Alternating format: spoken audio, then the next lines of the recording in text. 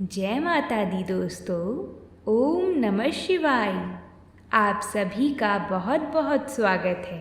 आज हम सभी भक्तजन सोमवार की व्रत कथा को श्रवण करेंगे।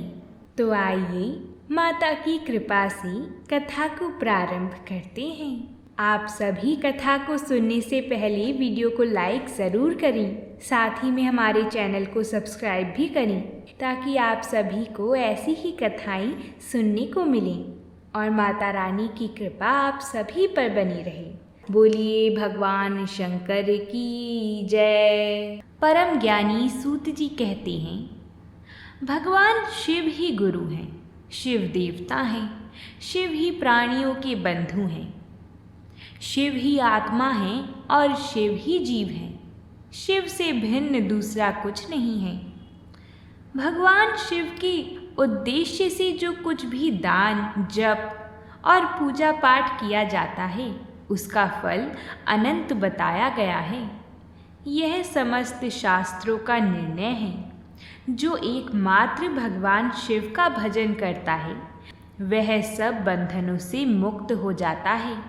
जो प्रीति अपने पुत्र, स्त्री और धन में की जाती है वही यदि भगवान शिव की पूजा में की जाए तो वह जीव का उद्धार कर देती है। इसलिए कितने ही महात्मा पुरुष भगवान शिव की पूजा के लिए संपूर्ण विषय रूपी मदिरा को छोड़ देते हैं। वही जीव सफल है जो भगवान शिव की स्तुति करती है। वही मन सार्थक है जो शिव के ध्यान में संलग्न होता है। वही कान सफल है जो उनकी कथा सुनने के लिए उत्सुक रहते हैं। और वह ही दोनों हाथ सार्थक हैं जो शिव जी की पूजा करते हैं। वह नेत्र धन्य हैं जो महादेव जी की पूजा का दर्शन करते हैं। जिसकी संपूर्ण इंद्रियां भगवान शिव के कार्यों में लगी रहती हैं वह संसार सागर के पार हो जाता है और मोक्ष प्राप्त कर लेता है। शिव की भक्ति से युक्त मनुष्य चांडाल, पुलकस, नारी, पुरुष अथवा नपुंसक कोई भी क्यों ना हो, तत्काल संसार बंधनों से मुक्त हो जाता है।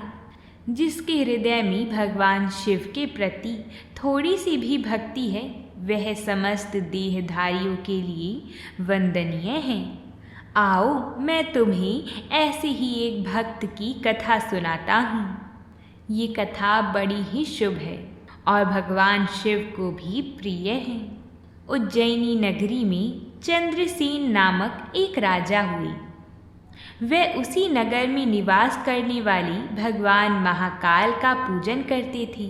शिव के पार्षदों में अग्रगण्य तथा अमंगलों को जीतने वाली विश्व वंदनीय मणिभद्र जी राजा चंद्रसेन के सखा हो गए थे।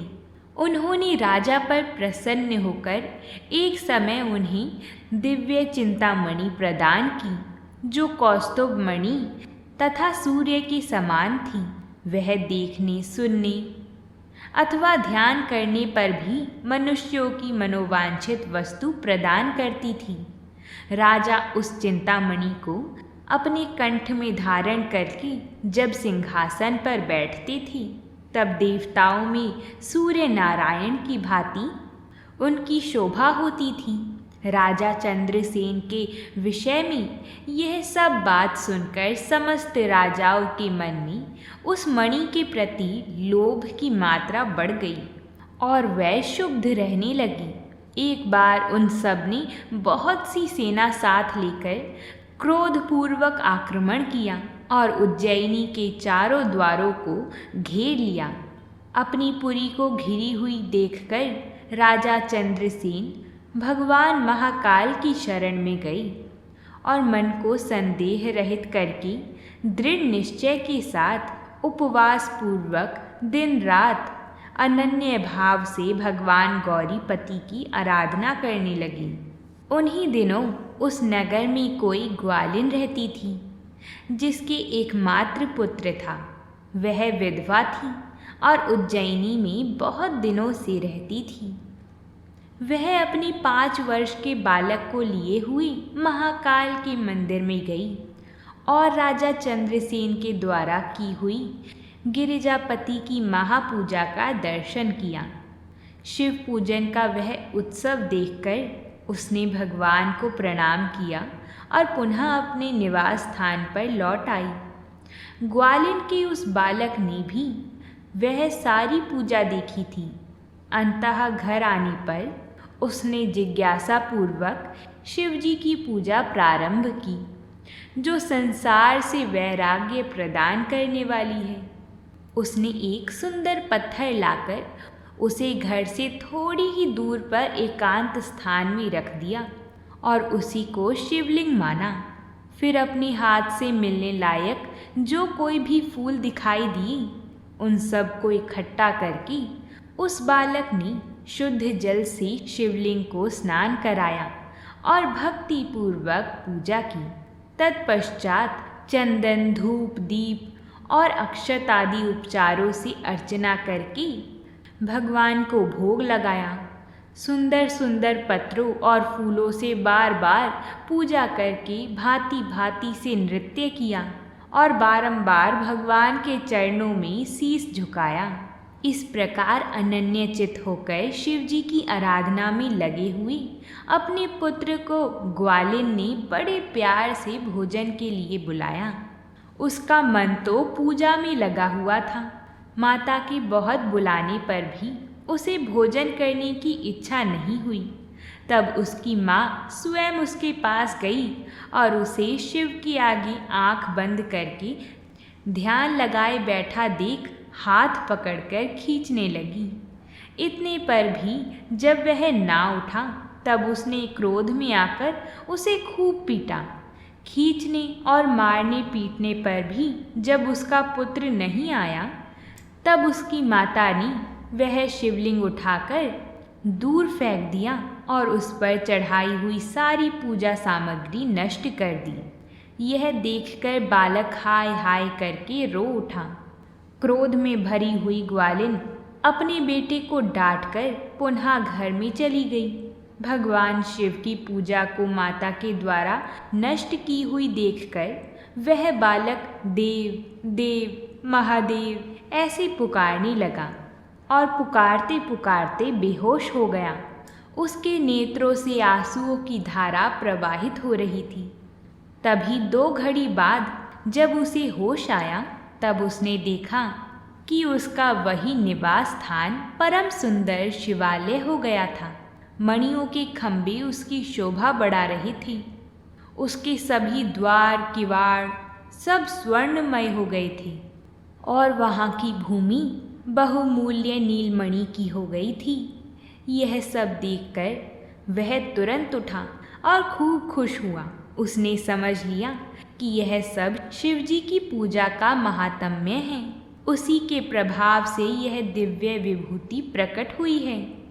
उसके बाद बालक ने अपनी माता के अपराध की शांति के लिए पृथ्वी पर मस्तक रखकर साष्टांग प्रणाम किया और इस प्रकार कहा, देवों के देव महादेव उमापते, मेरी माता का अपराध क्षमा कीजिए। वह मूढ़ है, आपके प्रभाव को नहीं जानती हैं।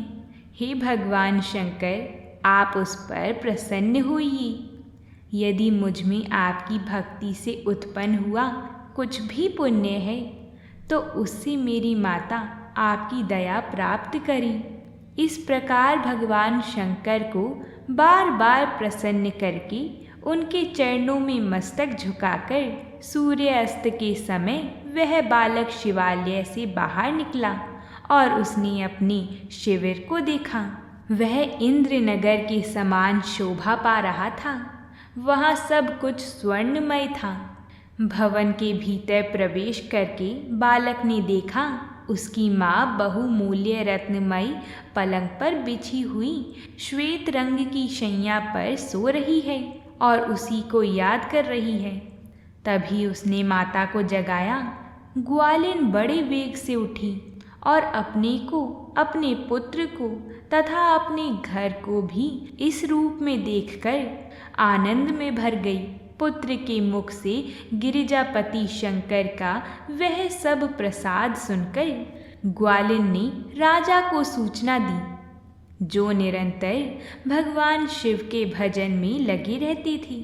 राजा अपना नियम पूरा करके रात में सहसा वहां आई और ग्वालिन के पुत्र का वह प्रभाव जो शंकर जी के संतोष से प्रकट हुआ था देखा।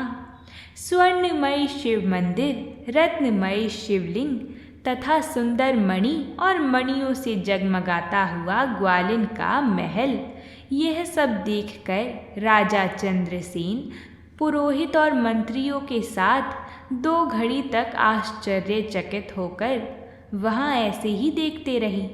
उसके बाद उन्होंने ग्वालिन के उस बालक को हृदय से लगा लिया। भगवान शिव के इस अद्भुत महात्म्य की चर्चा समस्त पुरवासियों में बड़े वेग से फैली और यही कहते सुनते वह रात मानो क्षण भर में व्यतीत हो गई। युद्ध के लिए आए हुए और नगरों को चारों ओर से घेर कर खड़े हुए। राजाओं ने भी प्रातःकाल दूतों के मुख से यह परम अद्भुत समाचार सुना। सुनते ही उनके मन से ये वैर भाव निकल गया।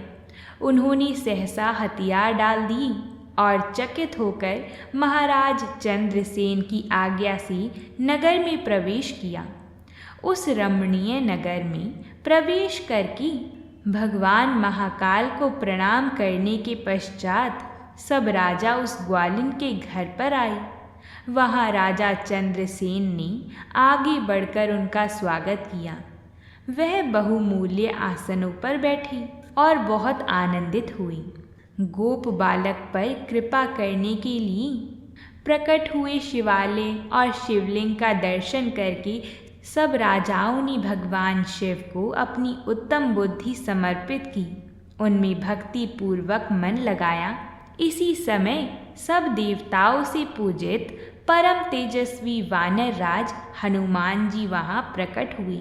उनके आते ही सब राजाओं ने बड़े वेग से उठकर भक्ति भाव से नमस्कार किया।